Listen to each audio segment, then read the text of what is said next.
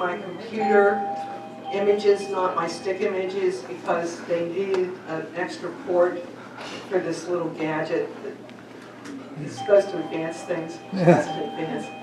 So I'm going to be advancing it here, but we'll get through this somehow. This statue is up on Mount Washington in Pittsburgh, if you've never been there. It's a gorgeous statue of Guy Suda and George Washington. So I used it for my opener here. How I got involved. Reed and I were driving back from Conneaut Lake one day in 2015, and traffic was backed up on 79. And we decided to go cross-country home. And so we'd gone off, and we were following George Washington Trail signs through Butler County on the route that we took. And we ended up at the Stone House, and then they wanted us to go down 528. Normally we would go down Route 8 to get home. But we decided to follow the signs. And we got down to Evans City, then we went on Franklin Road, and where the Butler County line was the last sign. They stopped. And I had a brand new smartphone that was 3 days old. It was my first smartphone. So I looked up and was like, where's the rest of the trail go? Like, and a picture comes up of Birchfield Road and Route 8. Well, I taught at Birchfield Elementary for 20 years and drove over Pine Creek. And I had no clue that George Washington had passed by there 260 years earlier. And I thought, wow, that's really cool, you know. And so I started looking up local histories of Hampton, Shaler, Etna, that are all in that area, and found out that roads that I'd driven on for 40 years were part of an old Indian trail that went north, you know, from Etna up to Evans City. And I thought, people should know this. I mean, I drove these for years and had no clue. And so I ended up calling Allegheny County people and say, let's mark the George Washington Trail through Allegheny County. And they said, oh, we can set you up with someone who's doing that or working on it. And I introduced myself to Judge Marty O'Brien, who's in charge of the George Washington Trail in Butler County. And we met. And by then I had gotten permission from Allegheny County that they would put the signs in if we provided the signs. Well, Marty O'Brien decided not just to mark the trail in Allegheny County, but to do it all the way to Williamsburg, Virginia, and nominate it to become a National Historic Trail. Now, some of it's marked, and some Allegheny County still isn't marked, but someday. But that's how that went. In the meantime, I had read the journals of Washington and Gist and looked at the map I bought. There's a map I got from Old Economy Village in the gift shop, $3.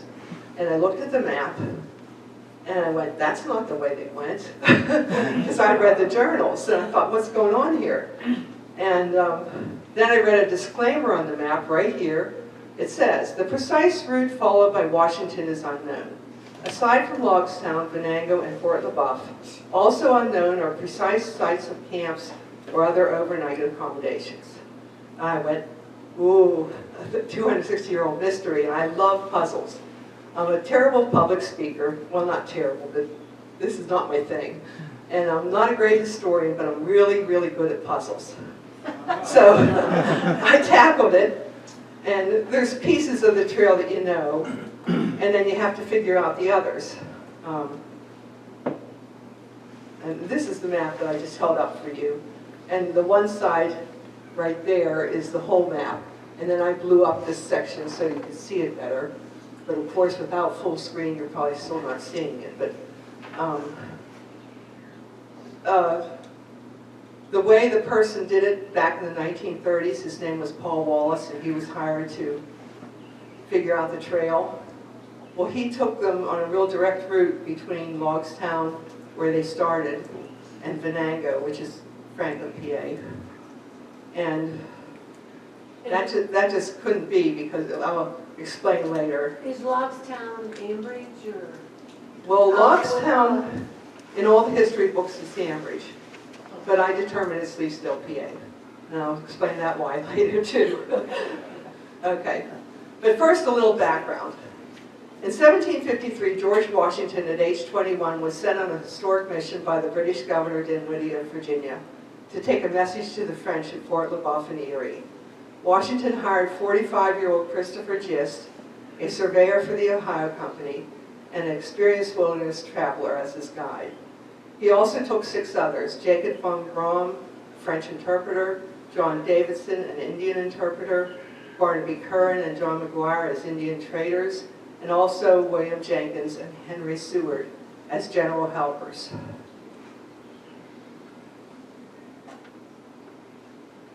Washington had just kept travel journals.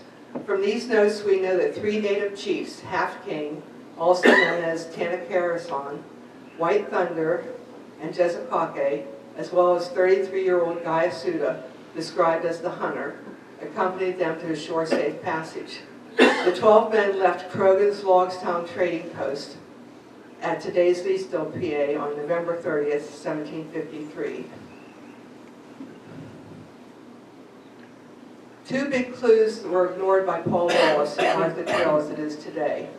Number 1, the Seneca chief called Half King or Tanacarason told Washington, quote, that the nearest and levelest way was now impassable by reason of many large miry savannas. That's their word for swamps. The second huge clue that was ignored happened on the way back from the fort when Washington and Gist were leaving the group with when the horses, I read that wrong.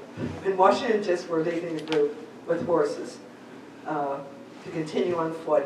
This is part I didn't correct yet, that was fixed on my stick. Sorry about that. The horses had given out in the deep snow, and Washington gave money to Van Baum and said, this is to buy feed for the horses and meals for themselves at the native villages.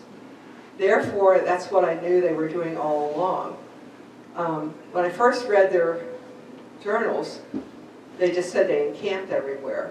And Washington must have told Gist to leave it out, that they were staying in Indian villages. He maybe didn't want people to know that the Indians were being so hospitable. I don't know, but... The French to know. Maybe they wouldn't want the French to know the Indians were hospitable. I don't know, but they kept using the word encamp, and I looked up what's the difference between camping and encamping, because I thought, you know, I figured they were pitching tents out in the snow and rain all this time. You know what a grist farm is? Grist farm is Delrose farm. They pile all them all right now. That's where Christopher Gist had his farm. Okay, I didn't hear all of that, but thank you for your input. Encamping means staying in a barracks type situation. And so I thought, well, they're staying in the longhouses. Longhouses are for guests.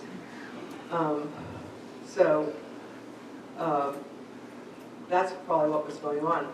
Anyway, I plotted all the known native villages and found the 82-mile path that just said they took from Logstown to Benanga. Okay. This is a little bit of background first. The Haudenosaunee is the name that the Indians were given for western Pennsylvania and New York and other areas. It meant people of the longhouse.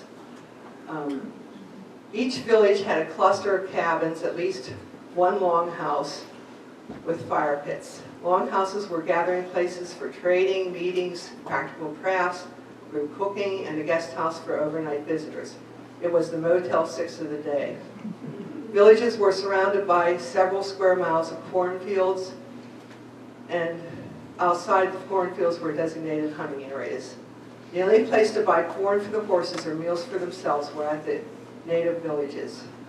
The villages had runners that delivered messages to nearby villages.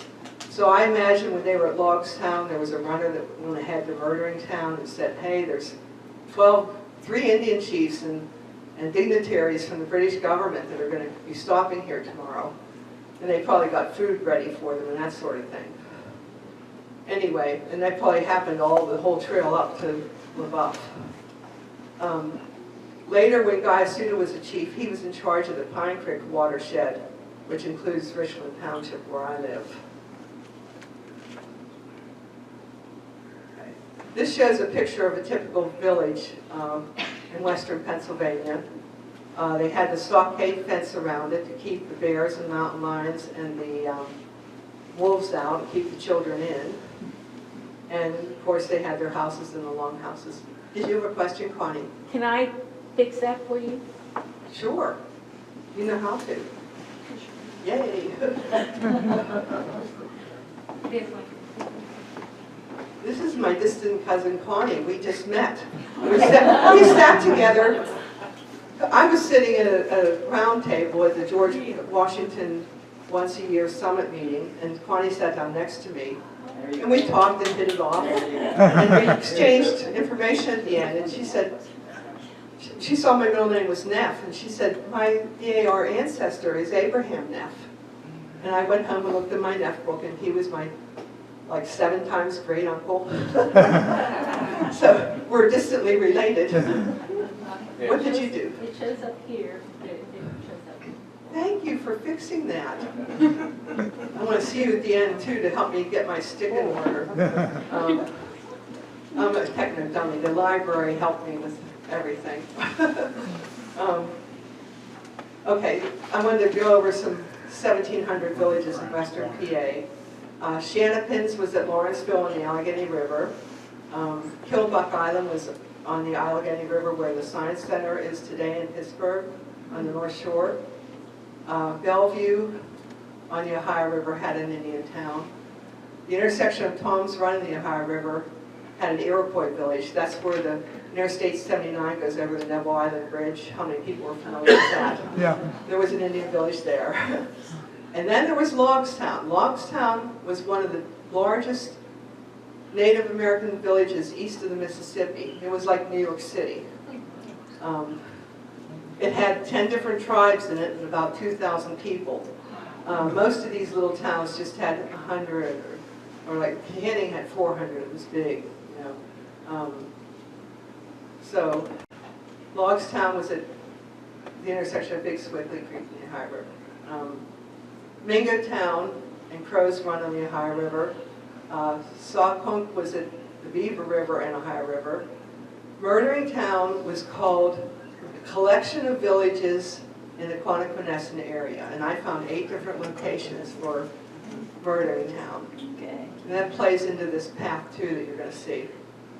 The Kokushis were 4 locations in Newcastle, and Shenango was at West Middlesex. It was a Delaware village and had about 200 people.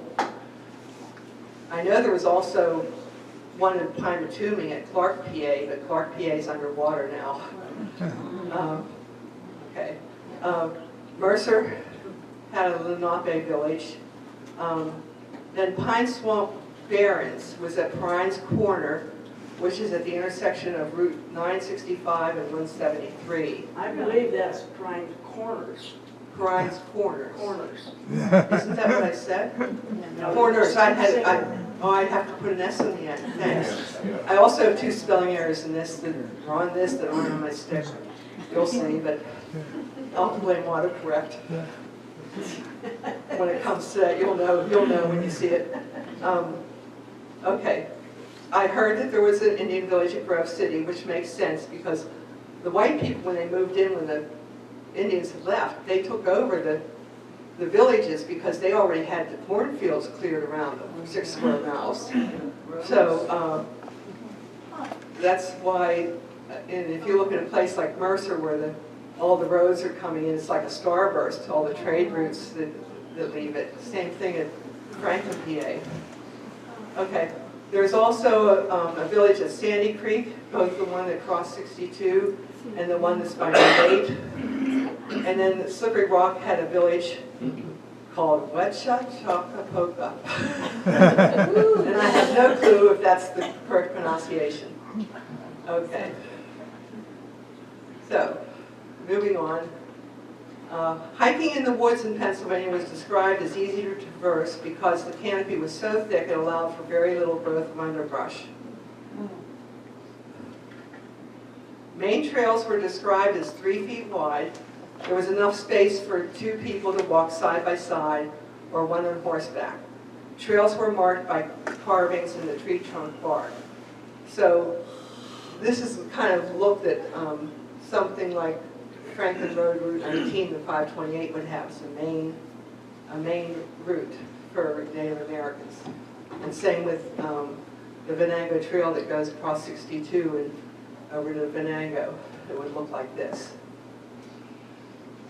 Secondary paths were described as only 18 inches wide, and you had to walk single file if you were with somebody.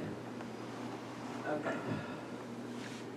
This is a map that I drew based on a map I saw of 1742 northern Allegheny County and southern Butler County by John Mercer. It showed Shanapin's Trail running north and south, and the Pack Saddle Trail running east and west. I've used a little pointer on this. This is the Etna and Shanapin's Trail going up to Evans City, and then it goes something like 528 goes on that way. This trail was on the map. The Pack Saddle Trail, which is Warrendale-Bakerstown Road, right in northern Allegheny County. It's called the Red Belt now. And this is Big Swickley Creek Road that goes right down to Logstown at Leedsdale, right there. In 1751, the Venango Trail appeared on maps, which is Route 19 and Franklin Road, and then on to 528. George Croghan wrote that he had one trading post at the intersection of Pine Creek and the Allegheny River, and he said he had one at Logstown that was at the intersection of Big Swickley Creek and the Ohio River.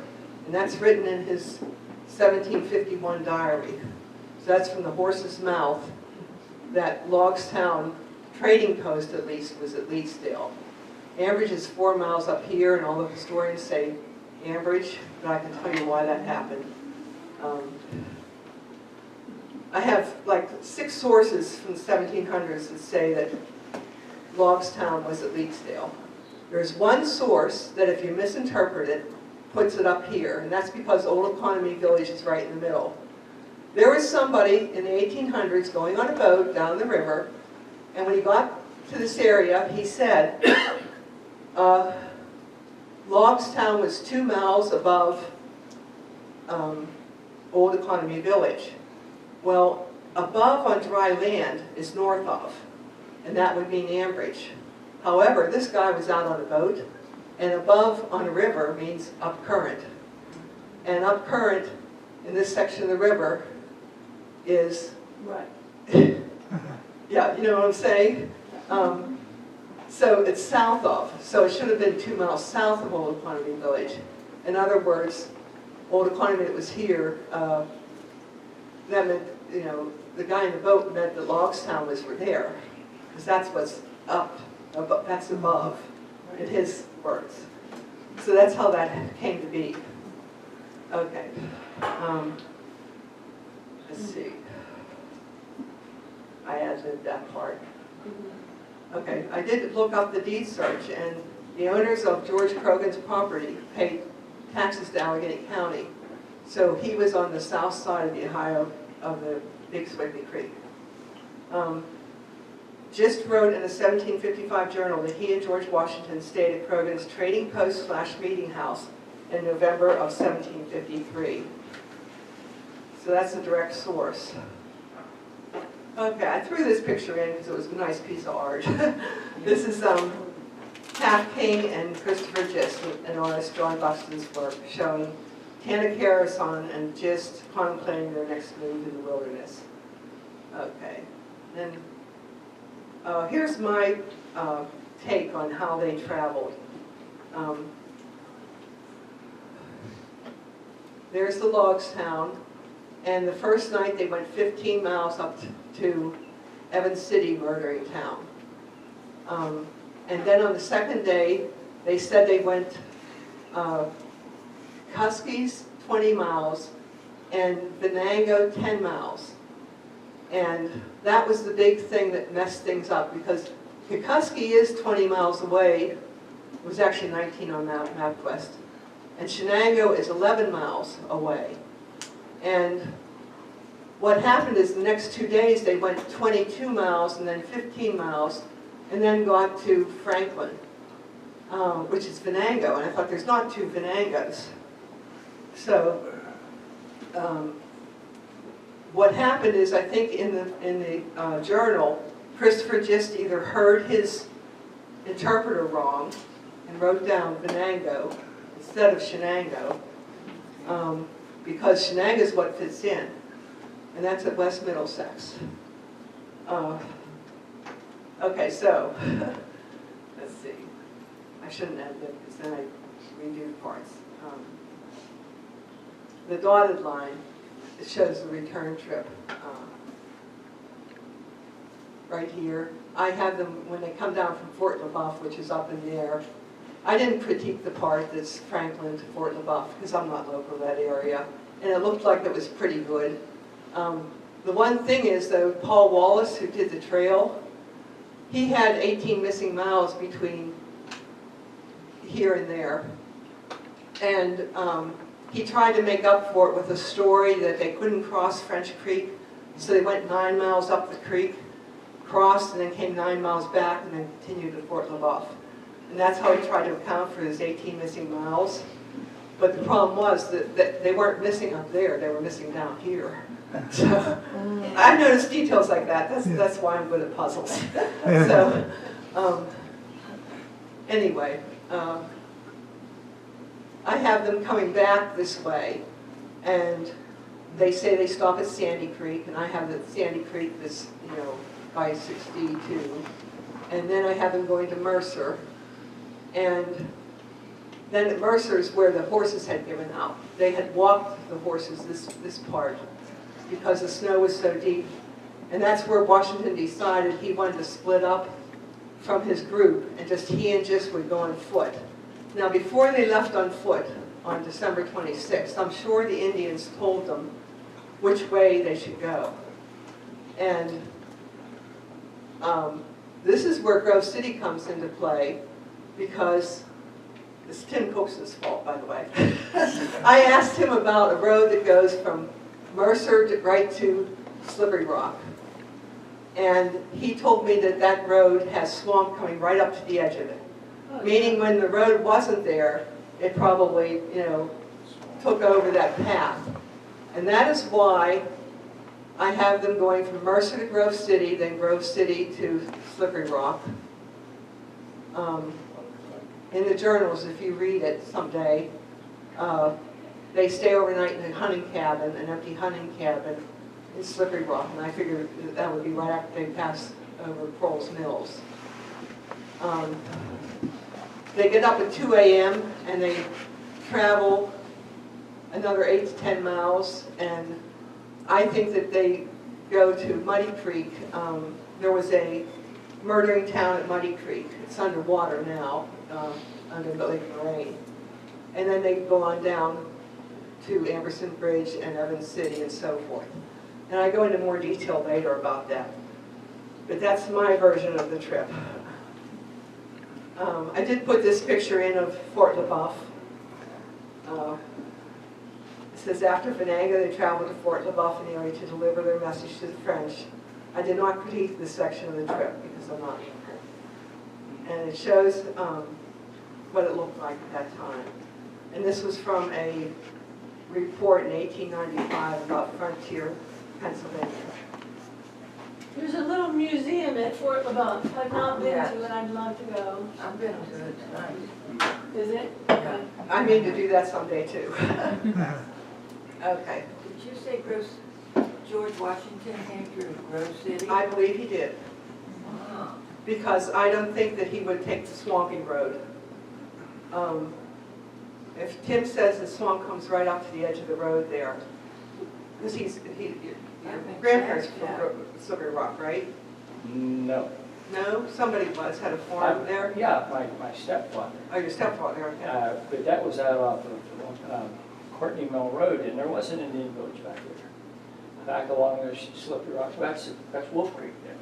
But that's right off of the top of, sort of, we're calling it Courtney Mills, going from Slippery Rock Road back over to, what is that, the road to Slip Rock at North Liberty. Back along that creek there was an Indian village. I lived out there, and I found a lot of things back there when I was living there. There were Oh, a couple limestone mines out there also. oh, speaking of which, I didn't tell the story about Reed's Uncle George. Uncle George, his farm was on Irishtown Road, and now it's part of Paxton Farm, Town acres. Irishtown Acres.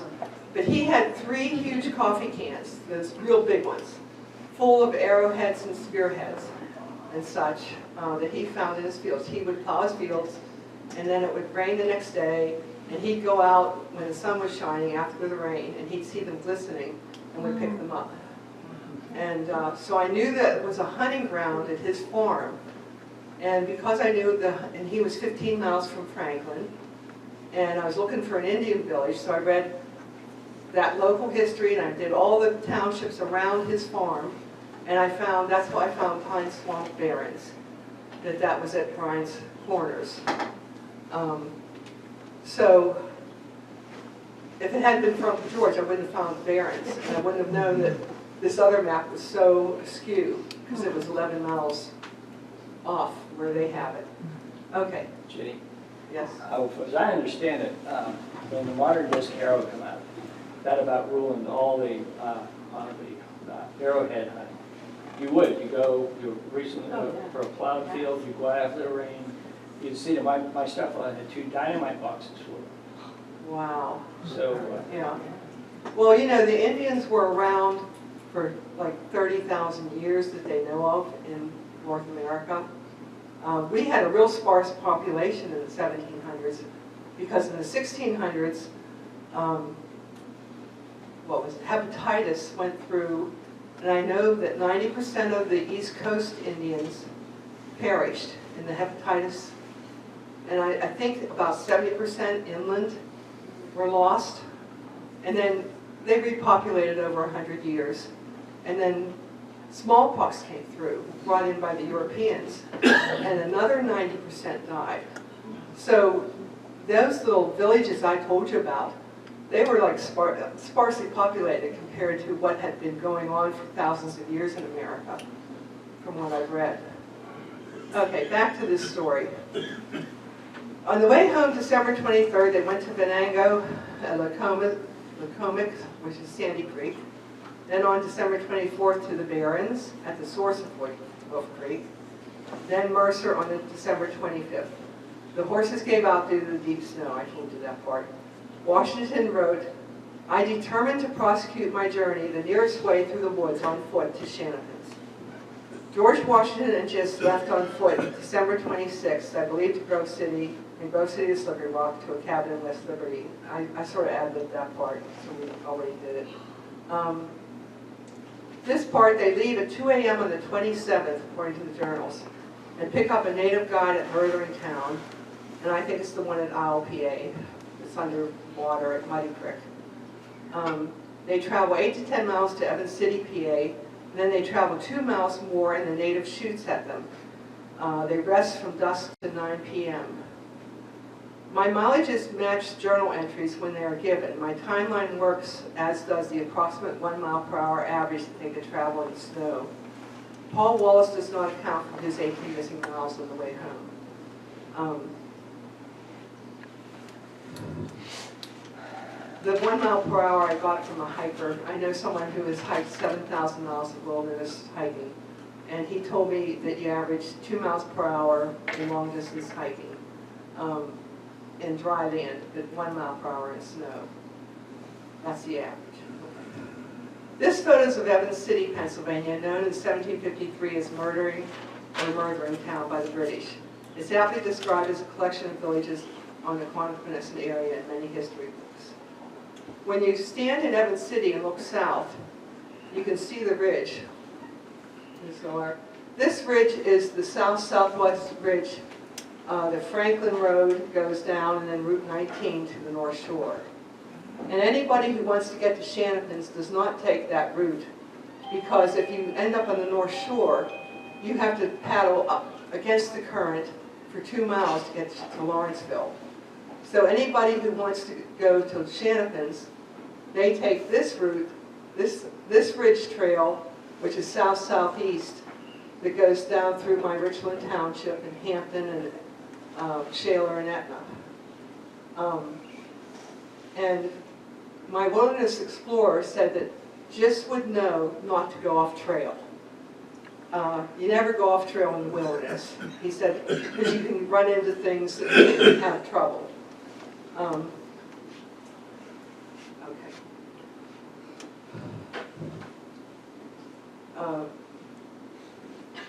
I was saying the latter four followed Pine Creek, the four townships I mentioned, to the Allegheny River.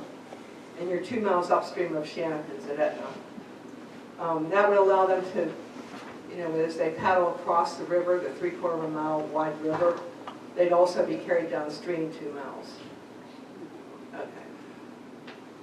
This Pennsylvania historic marker is about 2 miles northeast of Evans City on Route 68. It says, returning to Virginia from his historic visit at Fort LaBeouf, Washington used the adjacent Venango Indian Trail in this locality. On December 27, 1753, he narrowly escaped death, being shot up by an Indian less than 15 paces from him. Okay. This is a beautiful stone marker done by the Captain Richard Butler chapters of Daughters of the American Revolution. It's installed near that sign. And it's about the native guide shooting at George Washington and Christopher Gist. And there's a close-up of the plaque that they put on it. And I'm not going to try and read all that detail to you. It just tells about the shot, which I can do in this picture. This is a painting. It's called The First Shot, and it's at Heinz History Center right now. It's painted by Deke Mong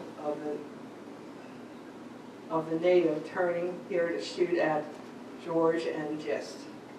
The incident is considered to be the first shot made in the French and Indian War. They wrote that they rested from dusk till 9 p.m.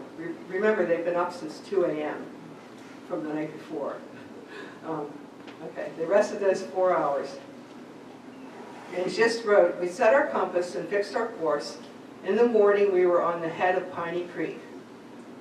Unfortunately, one person assumed the beginning of Pine Creek in Wexford was the head, and others went along with it until now. Because I'm local to this area, I looked at that map and I thought, why would they go 12 miles out of their way over to Wexford and back? And, well, the beginning of Pine Creek is in Wexford. But the trouble is the terminology. Where the Pine Creek starts is called the source. And geologists and surveyors use the word head for headwaters. And headwaters are streams of a different name that feed into Pine Creek. Well, all the streams of a different name are right below Warrendale-Bakerstown Road, that pack saddle trail that I showed you at the northern edge of Allegheny County. Okay. There's a triangular valley where the Breakneck Creek lies, and that's the creek that leaves the Connoquenessing at Evans City. It's the head to the Connoquenessing, which flows to the Beaver River. I believe the route that Washington just intended to take by leaving the path is the one leaving the main path of Franklin Road at Venango Trail to going on the cross-country path of Murdering Town at Evans City to Shanapin's Town by way of Etna. After the attack, that's supposed to be attack, not attach, autocorrect, a couple miles from Evans City, Washington wrote that they walked all the remaining part of the night without making any stop. That was from 9 p.m. on December 27th until morning, about 8 a.m. on the 28th. They went 9 to 11 miles in about 11 hours, which fits with what my hiker told me. Here it is. I consulted a wilderness hiking expert named John Block, who told me that the average 1 mile per hour and two on driving in. Just wrote, okay, that's a repeat because this is not fixed. It's fixed on my stick, but not here. So, let's see. And I told you that part already. Yeah. I'll move on. Okay. The headwaters of Pine Creek are the North Fork, Montour Run, Willow Run, and Krause Run. The only one named in the 1750s map was Montour Run, which would be considered the head of this group of headwaters. They all start just below Memorial Bakerstown Road, known then as the Pack Saddle Trail. It's the dividing ridge between the two watersheds. Everything north of that road flows to the Beaver River. Everything south flows to the Allegheny River. And just to point out, this is like the North Fork, and the committee is intending to mark this as the hiking route because they're going to leave it as they went over to Wexford. Even though I showed them all this, they're staying with what they have because it would be expensive to read in their maps and everything. This is Montour Run going down and joining Pine Creek. And this is, that's Willow Run. These two are on either side of me. My Hart Road runs right in between here, is where I live. And then Krause runs over there. And this is where Pine Creek starts in Wexford, and it goes sort of east-west here, and then it goes down south all the way to Etna. So I have them coming, from here and following this main path, because my hiker said they'd know to follow the path.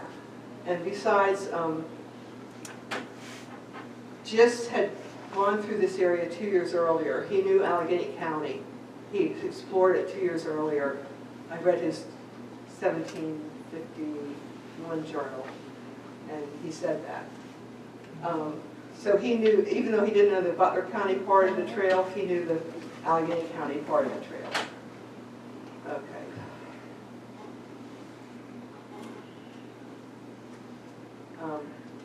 The timeline does not support the possibility that they could go to Wexford and back. Just explore this area between the two rivers, like I said. Okay. Whoops. Okay. Making the case for why they took the Ridge Trail. This is a picture of Pine Creek. This is a mile from my house. At the intersection of Hart and Wildwood Road, taken on the bridge over Montour Run. This is 2/10 of a mile from the Ridge Trail. Do you think you could follow the stream literally at its banks, through and around this underbrush? Or would you follow the creek on the Ridge Trail that parallels it? The timetable does not allow for the extra hours or days it would take to cut through underbrush and follow the meandering stream that goes like this when the trail is real straight. John Vlog gave me 6 reasons he would take the Ridge Trail. Because I asked him, because he used to live in Richland. I said, if you're going, have to follow Pine Creek, like it says in the journals, would you take the Ridge Trail, or would you take the Valley Trail where you can see Montour Run with your eyes? He said, absolutely take the Ridge Trail. Here's 6 reasons why. He didn't hesitate. He said, snow is shallowest and drifts deeper in the valleys. The snow is shallowest on the ridge, but it drifts deeper in the valleys. There's less mud in rain season, and it drains first. The trails are cleared of fallen branches, logs, and rocks that slow you down and could cause you to twist your ankle. There's no underbrush or briars to cut through. It's a straighter, shorter route than a meandering shoreline. And he said the biggest reason of all, he said when you're in barren mountain lion country and you're hiking, he said you want to be the highest guy. And he said because you're watching where you're walking, but he said with your peripheral vision you can look down the hillside and see movement if there's a bear or something coming and get ready. And this shows you if you're down the valley looking at a hillside, you're not seeing much at all. And he said you could run into underbrush or briar patches if you go off path. He said you might also come to a deep gorge or steep cliff. And he said you stay on paths because paths always connect you to a town or a village eventually. Okay, so now that I've made that case, here we are back at the site of the DAR monument where the Indian attack supposedly happened. It's a real flat plain. Down below there's the snaking Connoquenessett, and then you see the ridge in the distance that goes south-southeast that they want to be on.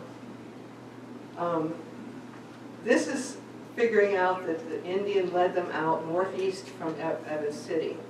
And I thought, these are 2 smart guys with a compass. Why would they go northeast out of Evans City for 2 miles? It didn't make sense to me, but later I figured out what really happened. And it says if the attack happened there, Washington just would have had to backtrack to Brownsdale Road to get up on the ridge to get to Shanapin's eventually.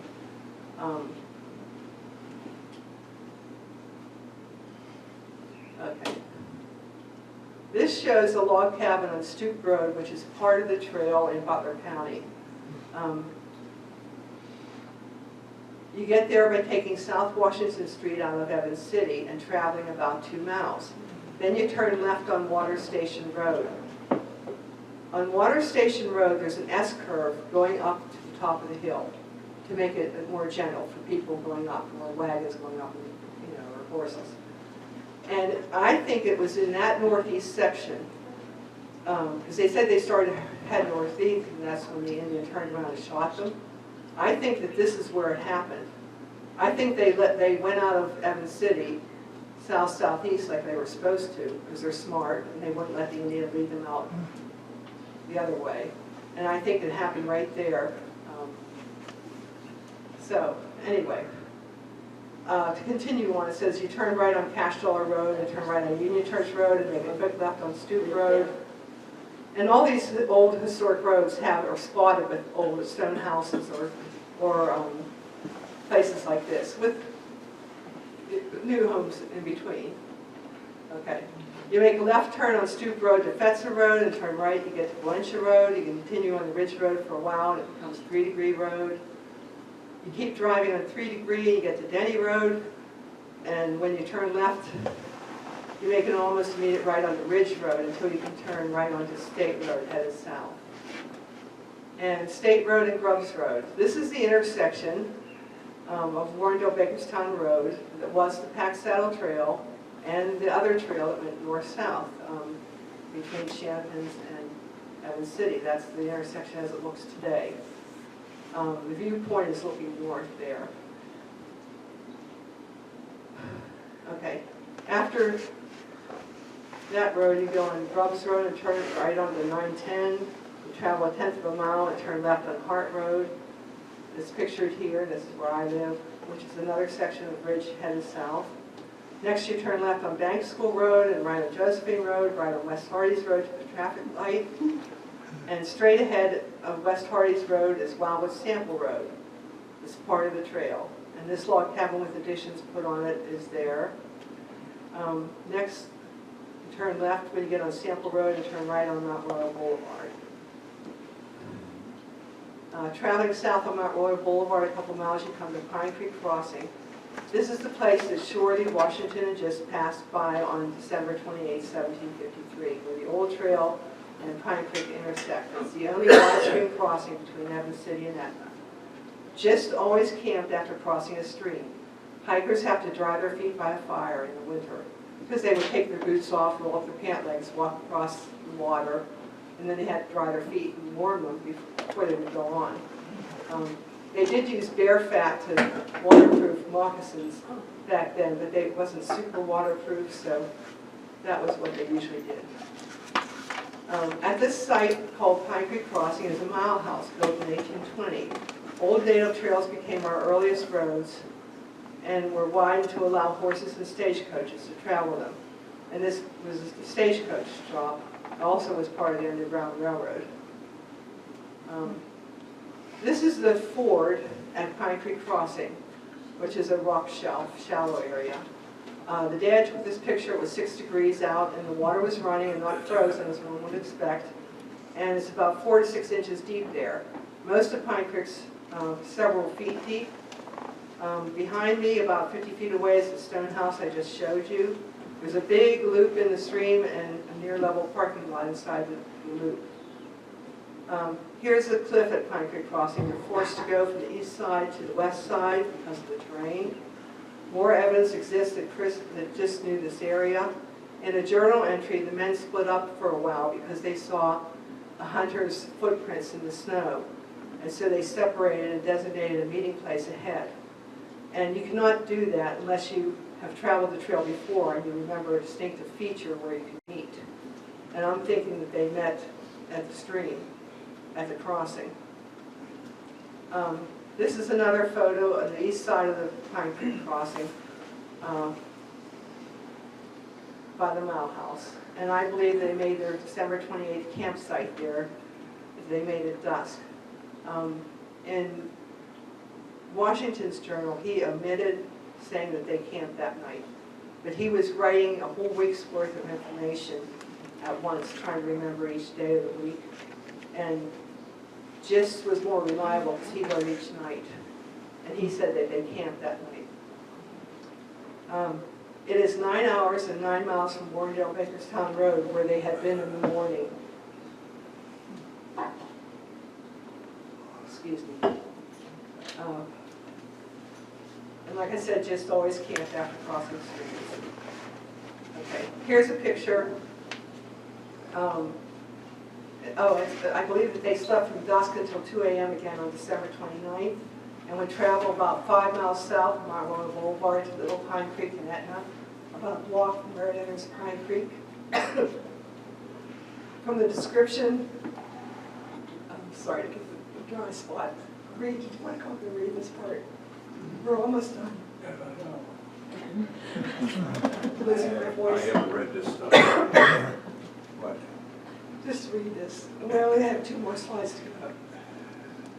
from the description of 50 feet of ice along the banks of the Allegheny, this little run would have been frozen over and easy to cross when they came to the stream intersection.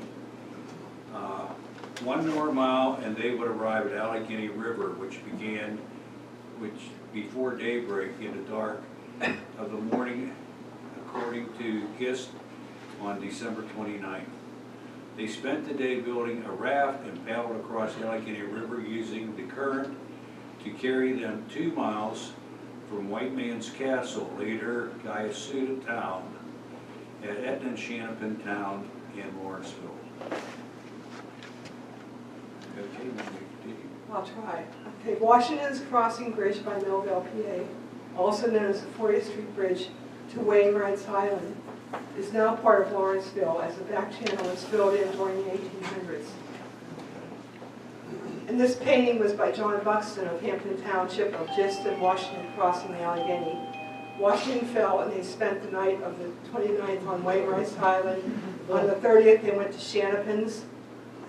January 16th, George Washington arrived back in Williamsburg, Virginia. And I just added these couple pictures of some notable George Washington art. This is a statue of George, one of 5 made from an actual plaster mold of his face by artist Jean Antoine Houdon in 1794. This one is at Jefferson Memorial Cemetery in Washington County, PA, south of Pittsburgh. There is another at Valley Forge, PA, Richmond, Virginia, one in France, and one at Trafalgar Square in London. And here's a full view of the statue. George posed for 2 weeks for this likeness to be made of him. In 1910, the Gordon Manufacturing Company made bronze replicas from the original molds. And this stained glass windows inside the chapel at that cemetery, showing the Continental Congress signing the Declaration of Independence. It's made by Alfred Godwin, and George Washington is the tallest figure in black suit of clothes. And I just added the photos because the art was so beautiful. Thank you for attending today, and I hope you enjoyed the presentation of George Washington's Trail in Western PA that preceded the French and Indian War of 1754 to 1763, and then the American Revolution of 1775 to 1783. Without this trip, this moment depicted of the Congress signing the Declaration of Independence in 1776 would not have happened. So that's the end. So if we have any questions, you can ask them. But before you start to ask questions, I wanted to let you know I have brochures here of the George Washington Trail as it's marked today. And their whole deal is they mark major roads near where they think he traveled. And it did work. It grabbed me in. So it turned me into a history nerd. So it's worth having if you ever want to travel the trail. I'm trying to ask them to make this trail between Evans City and Etna the scenic route. because I think it's the actual trail they took. It's real direct to Grove City, Slippery Rock all the way down at. If anybody wants a copy of the two maps I made, this is the Pine Creek watershed that shows, that was up on there. It shows how the path goes right on the ridge between the two streams. And then it has the route that I think they took, where they went through Newcastle. And Lawrence County and Mercer County should be in on the fun here. Because I really think, it says right there that they went through the Kuskies. And just because they have a misspelling of Shenango, they shouldn't be left out. So that's there if you want it. And if you want to look at some of the key things from the journals that I underlined, that I quoted in the story, like this is from the journals. And I underlined the key things that were big clues. And there's other things to look at that you can see. So if you want to come up here and do that, first we'll do questions. Anybody have a question or a comment? George Washington went a lot of places. Wasn't that fun? He was sent on a mission by Governor Dinwiddie to take a message to the French at Fort LaBeouf. And he was willing to do it even though he was 21. They got an experienced guide for him to help him get there. We didn't know anything. Small fort. They had a big trench around it. That's where all the fighting was. Yeah, that happened later. I know, but it's like, now where you put all the people who's going to be fighting, you got to go in the fort, there's enough room, you can stand up in there. Yeah. Well, he was just sent there, so he did what he was supposed to do. And they ended up at war, so it didn't work out so well. Oh, thanks. Is your presentation online? Actually, it is. It's on, you can watch it. My first rendition of this, which doesn't have Grove City in it, because I was talking to Richland Township people. And I just really concentrated on the Evans City, the Edna part that was all screwed up on this map that I bought. It's online. If you look up on Facebook, Richland History Group, you can get like a half-hour version of this.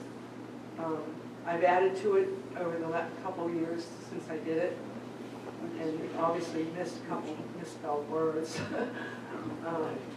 But I'll fix that once I get home. I go to tech help at my library every Wednesday for half an hour, and they help me fix this because I'm a techno idiot. So I'll have to fix those couple spelling errors, and a couple places where I added some frames in, I forgot to delete, and so I had a double sentence there. Yes. Your presentation will be online on Grove City Historical Society's web page probably in 10 days to 2 weeks. I don't think it's on that. Yeah, sometime, hopefully by the end of this week, I should have it up. Oh, okay. Anybody else? Yes. Do you plan to publish this in a? Actually, I did kind of write a little book because I found so many errors, like the error about Ambridge. And Leedsdale's the one that had 5 burial mounds. When the white people moved in, there were 5 burial mounds there within a square mile, 1 mile area of that point. But the other problem is the historic markers for Logstown and Legionville. Legionville is the place where Matt Anthony Wayne, trained his troops. Right. And it was above Logstown, according to all the history books. Well, when you have the place wrong, they have, in Beaver County, they have a monument, another, like those Pennsylvania markers, they have one for Legionville with the Logstown one, which is okay, but they're 6 miles away from where they should be. I looked at the map that Matt Anthony Wayne drew, and it's kind of personal to me because my DAR ancestor fought under him. And I didn't like that it was marked 6 miles away from where he was trained. All of Beaver County had been given out 6 years before General Wayne needed space to train his troops. And I know he would not have confiscated the farms from Revolutionary War soldiers that fought under him that were only 6 years old. He wouldn't take someone's farm away. There were 2 pieces of state land available in Allegheny County on the Ohio River. And one of them was right there at Logstown at the bend in the river. And General Wayne wrote, he said, from the redoubt, we can see all the way up the river and down the river and see all the traffic that's coming on the river. Now, the only place you can do that between Pittsburgh and the Beaver River is at Leedsdale, PA, at that point in the river where there's a bend. And even in the 1700 sources, they say Logstown was at the bend of the river. I mean, and he also said it was laid out on an east-west axis. Well, where it is now, it would have to be on a north-south axis. So I know it's placed wrong, and seeing things like that, mistakes made, they're pretty major. I did write a little book, but I haven't edited it and tried to publish it yet. But then I know you can self-publish. I wouldn't do it to make money. I would just like give them away free to Mercer County and Lawrence County so they know that they're a part of this. If I ever did that. But I did want to, you know, it's called Correcting Western Pennsylvania History. Right. Yeah, because that's a big deal to be 6 miles off. I mean, they have Logstown up in Mingotown. I mean, they're within a half mile of Mingotown. And meanwhile, the Logstown Indians and the Mingotown Indians didn't get along. And that's why I didn't send them on the river route that would be muddy. I took them up the hill up to Franklin Road when they started out. So, just common sense. This is based on common sense and tenets that had to follow the, you know, the booklets, the journals that they wrote. Because I heard George Washington make a comment once about Western Pennsylvania, that it's little gravel hills and swamp. So you had to go around the swamps. Yeah. Well, the Indians said that, you know, you couldn't go to the nearest level of spite, you had to go around it. Yeah. And I looked at going around it this way and looked at it going around this way, but when I realized about that mistake made of Shenango and Venango being confused, and you put Shenango in there, and where I found the Barrens at Pines Corner, that just set everything up. Right. That made it all fit. Because everything would fit mileage perfectly with the entries. Question over Is there road access to where you think Logstown really was, that bend in the river? Can you actually go there and see it? You can drive down this Hussey Copper Manufacturing Company is on that site right now. But there is a boat launch ramp right by the Big Swiftly Creek in the Ohio River. And you can sort of look at the shoreline. It's kind of like Sandy Beach going into the river there. Okay. You can look at it, but there's a company and a big parking lot on the site where it would have been. So. Anything by General Braddock? I don't have any words about General Braddock. I've read about it, but I'm not an expert on it. Yes? Yeah. You showed that one picture and you said it was Evans City and you were looking down the road. And, you know, we're from Evans City and trying to recognize where that was. Were you on Franklin Road? I believe I was. Okay. I believe I You were on was. Franklin Road and Venango Trail. Okay. Yeah, so I just didn't recognize that street. yeah. Do you see what I mean about leaving Evans City by Washington Street? Yeah. And when you go up that hill. I understood that. Yeah, when I saw Northeast come up on my computer on my car, I went, that's where it happened. It happened here. Because they wrote in the thing that when they started to head northeast, they got nervous because they thought the Indian was leading them astray. Yeah. And I thought, well, why would you go northeast out of the town for 2 miles if you got worried after a few feet? You know? Well, we definitely want to go out that way and take a Yeah. look. Well, if you drive up Water Station Road, that Yeah. backwards S curve, I think that's where the actual attack happened.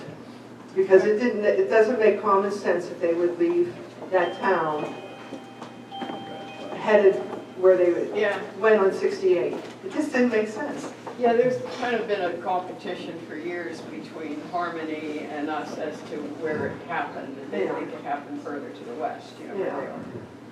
Well, I had them going through Harmony and Zillionople the second day on the way to Huskies to Newcastle. Yeah. But the group marked it as the first day, that they went right from Logstown. But they started at Ambridge, so they're starting 4 miles different than I am. But I know from sources, direct sources, that I was right. You know, you read those old journals, you get it from the horse's mouth. So is there a copy of those journals at Pittsburgh Library or? I got them online in the beginning. Now I only get excerpts. When I tried to look up things that I found, I only get excerpts of different diaries. But there might be a way, you know, I contacted Penn State to try and help me. Oh, okay. Their librarian up there, because I'm an alumni. Okay. And I haven't used what they gave me. But they're fascinating. George Croghan was real prolific when he wrote all this detail. You couldn't believe what he supplied George Washington for that Fort Necessity battle. Oh, really? Yeah, like the hundreds of horses, how many pounds of flour. And you're thinking some massive wagon train of supplies for these men. Okay. You know, it's just reading little details like that, it's like, wow, had no clue, you know. So, I did Washington couple, Chris. I didn't understand that. That Christopher guy, Oh, Christopher, yes, Yeah. he lived in Uniontown. He had a big farm in Uniontown. yeah, it's that Cyril farm. Oh, you know where that, yeah, you know where that is, because that's your area. Yeah. Oh, I looked up that guy. Uh-huh. Together with George Washington. That's by Brownsville, PA. That's another cool story. There's a old trading post. Is it Nemacolin it's called? At Brownsville, PA, on the Monongahela River. And for 2 centuries, the people in the town passed down the story that there was an old tunnel under the castle. And the castle was a trading post. And there's a desk there George Washington bought for the first postmaster. I mean, it's from 1797 about. Well, I went to see it. And here, 2 months earlier, the gas company was digging, and they found the old tunnel. And the tunnel was brick-lined. It was 8 feet wide and 8 feet tall and arched, brick-lined. And it went for 1.5 miles, and then there was a cave-in. So at the 1.5 mile point was right by a church. But it was aimed from the castle to the area where Trent built ammunition storage place. So I thought this tunnel was big enough for a wagon and a horse to, you know, pull through. And the opening to this tunnel was inside the carriage house of Nemacolin Castle. Not a castle, it's the trading post. And it was so cleverly disguised that no one found it for like over 200 years. Until the gas company just came upon it digging. That's a cool story too. And I wondered if it was, that castle was built on an Indian burial mound here on the Monongahela River. And I'm wondering if the Indians started to dig that tunnel and they used the dirt from the tunnel to put over their loved ones to make the mound. And then maybe when it became a fort, that maybe the soldiers brick-lined it. But it was 1.5 miles at least. They don't know how much further it went. I haven't heard in the past year if they've Next time. done more. Yeah. So, I think you're in a great deserving of a massive applause. And the other questions, they can come and see you personally. okay.